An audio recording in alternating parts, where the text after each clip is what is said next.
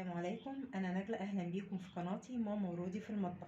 النهارده ان شاء الله هنفرز الخضره، بس قبل ما نفرزها نعرف البنات الصغننين ايه شكل الخضره. يعني البقدونس شكله ايه، الكزبره ايه، الشبت ايه، علشان في كتير منهم ما بيبقوش عارفين شكل الخضره ايه. وساعات وانا بشتري حاجتي حتى من السوق الاقي بنوته كده صغيره تقول لي طنط هو ممكن تجيبي لي حزمه بقدونس، اصلا انا مش عارفه شكلها. فالنهارده هوريهم ازاي يشتروا الخضره وشكل البقدونس ايه والكزبره ايه والشبت ايه. يلا بينا. النهارده معايا كزبره. هنعرفك. بصي شكل الورقه عريضه شويه، وده البقدونس. هو شبه الكزبره شويه بس مش عريض قوي زي الكزبره. وده الشبت، هو ده. ودي الخضره بتاعتي ان شاء الله هقطعها، وعشان نفرزها نعمل بيها اي حاجه احنا عايزينها. وطبعا اولهم المحشي، ونستخدمها وقت ما نحب، في اي وقت نقطعها واوريها لكم ان شاء الله، ونفرزها في الاكياس ونشيلها وقت ما بنحبها، بنطلعها من الفريزر ونستخدمها على طول.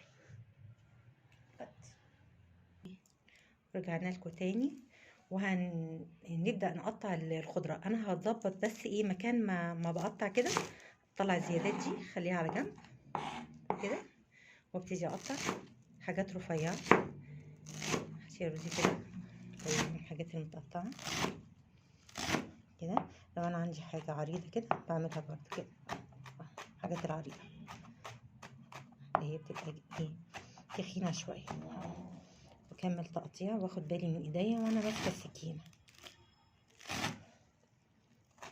ولازم طبعا يغسلوا ايه، لازم الخضره تتغسل كويس جدا، ننقيها كويس من الحاجات الصفراء، الورق اللي مش كويس اللي شكله مش حلو مش اخضر نشيله، ونغسل الورق كويس قوي قوي قوي في ميه جاريه، وننقعه كمان في ميه وخل شويه صغيره، ونشطفه ونبتدي نقطعه.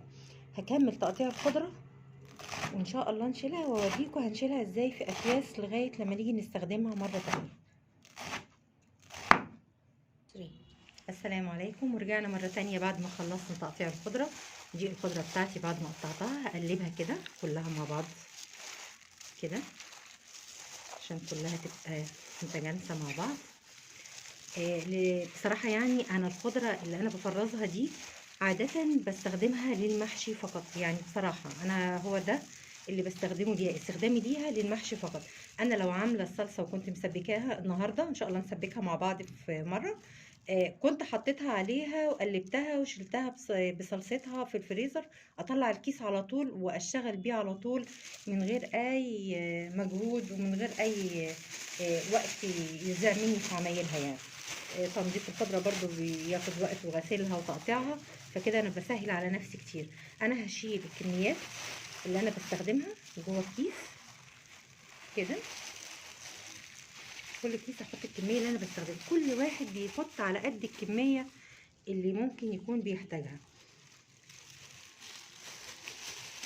يا جماعه حقيقي تفريز الخضره للمحشي بيسهل حاجات كتير وبيقلل في الوقت جامد جدا. لما بيكون عندي مثلا عزمه حد على الغداء، او حتى في رمضان ان شاء الله، في عزايم لو حب حد يعمل عزايم السنه دي يعني في رمضان، يسهل عليه دي كده. اخد كمان كيس احط فيه دي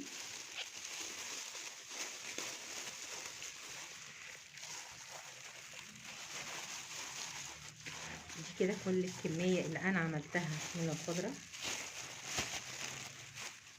يا رب ان شاء الله تعجبكم، يا رب اكون خفيفه عليكم ان شاء الله، والفيديو يعجبكم وتستفيدوا. كده هنضف في ايديا كده، ادي شكل الخضره بتاعتي. هنقفل الكيس ونشيلها، وبألف هنا وشفا. دوسوا لايك وسبسكرايب وكومنت وشرف.